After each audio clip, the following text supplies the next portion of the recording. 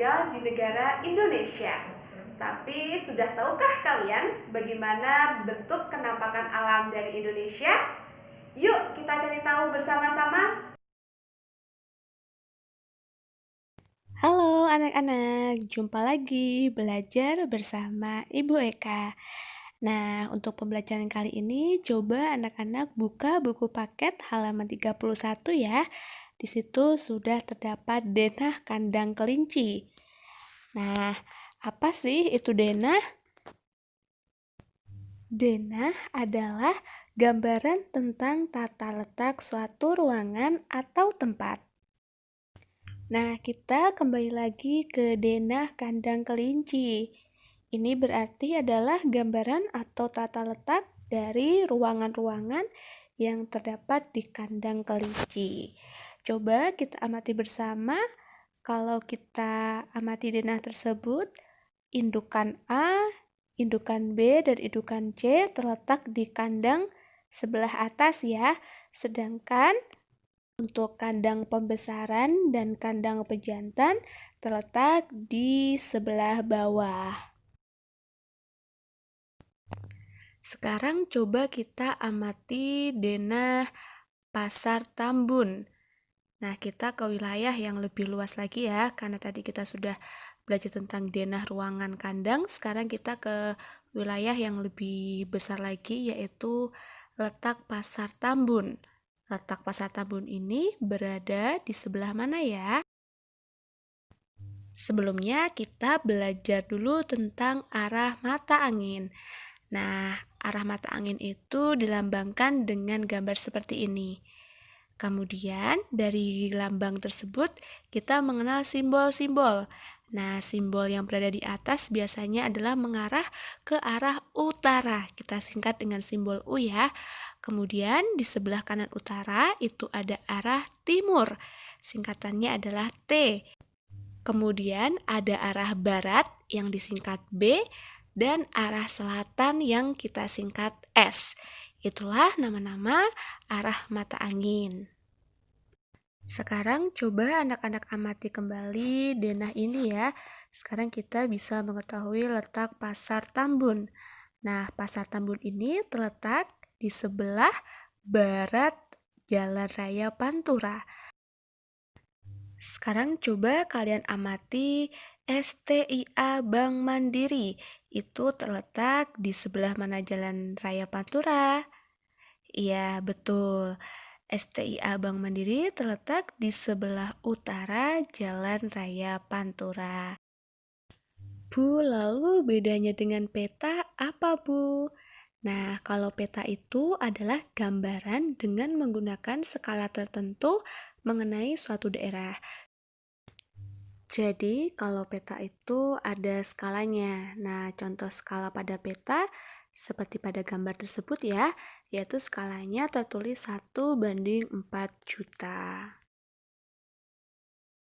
Anak-anak, sekarang kita belajar lagi tentang letak Indonesia berdasarkan letak astronomis dan letak geografis. Yuk, kita lanjutkan materi ini.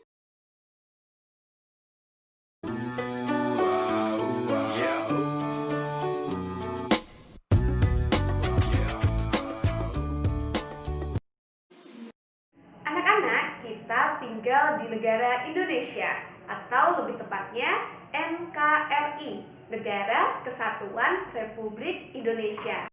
Nah, sekarang coba anak-anak amati peta negara kita. Nah, dari gambar peta yang kalian amati ini, kita bisa mengetahui bahwa Indonesia adalah sebuah negara yang berbentuk kepulauan.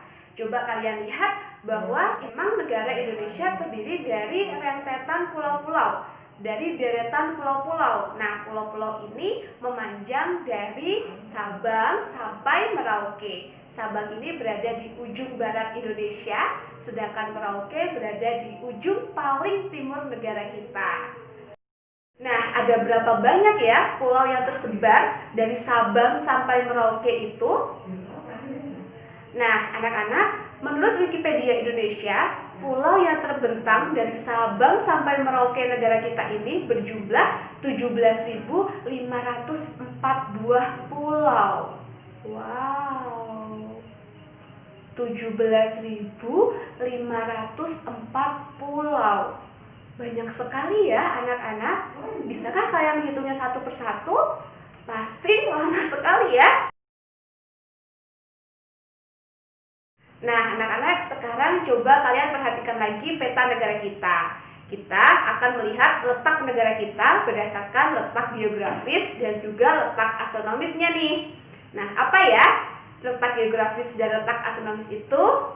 Letak geografis adalah letak Indonesia berdasarkan daerah di sekitarnya. Nah, jika kita amati, negara kita ini terletak di antara dua benua, diapit oleh dua benua, yaitu benua Asia yang terletak di sebelah utara Indonesia dan juga benua Australia nih yang terletak di sebelah selatan Indonesia. Nah, selain diapit oleh dua benua, Indonesia juga diapit oleh dua samudra anak-anak, Samudra Hindia dan Samudra Pasifik. Letak astronomis itu adalah letak Indonesia berdasarkan garis lintang dan garis bujur. Apa ya garis lintang dan garis bujur ini? Nah, jika kalian amati dengan seksama peta Indonesia ini, kalian akan menemukan adanya garis lintang, yaitu yang melintang, dan juga garis bujur. Nah, itu adalah garis-garis khayal yang memudahkan untuk menandakan suatu letak daerah atau suatu letak negara pada peta dunia. Nah, anak-anak, garis lintang ini dibagi menjadi dua, yaitu lintang utara dan lintang selatan. Adapun garis lintang 0 derajat kita sebut sebagai garis ekuator. Nah, garis ekuator ini adalah garis khayal yang membagi bumi menjadi dua bagian, yaitu belahan bumi utara dan belahan bumi selatan. Sedangkan garis bujur juga dibagi menjadi dua nih, yaitu garis bujur barat dan garis bujur timur. Nah, berdasarkan letak astronomisnya, yaitu berdasarkan letak garis lintang dan garis bujur, Indonesia terletak di 6 derajat lintang utara sampai 9 derajat lintang selatan dan 95 derajat bujur timur sampai 141 derajat bujur timur. Nah, anak-anak, coba kalian perhatikan lagi peta negara Indonesia. Nah, di situ ada 5 pulau besar. 5 pulau besar di Indonesia apa saja ya? Coba kalian amati dulu deh. Ya, yang pertama ada Pulau Sumatera. Nah, ini dia Pulau Sumatera. Nah, yang kedua yaitu Pulau Jawa. Nah, pulau besar yang ketiga adalah Pulau Kalimantan. Yang keempat adalah Pulau Sulawesi, dan yang kelima adalah Pulau Papua. Nah, itu tadi adalah 5 pulau besar yang terdapat di Indonesia. Nah, anak-anak, jika kita amati dengan cara seksama, ternyata luas wilayah Indonesia itu lebih luas wilayah perairannya, lebih luas wilayah airnya daripada wilayah daratannya, di mana wilayah lautnya ini berkisar 2/3 dari luas total Indonesia. Nah, karena saking luasnya wilayah perairan Indonesia, maka negara kita dinamakan sebagai negara maritim, yaitu negara yang memiliki wilayah laut yang luas. Nah, anak-anak, dari Sabang sampai Merauke ini, Indonesia dibagi menjadi 34 provinsi. Sudah pada tahu kan? Jadi Indonesia ini sekarang sampai tahun 2020 ini tercatat ada 34 provinsi. Baik anak-anak, sampai di sini dulu pembelajaran kita tentang letak Indonesia berdasarkan letak astronomis dan letak geografisnya. Sampai jumpa di video berikutnya. Dadah!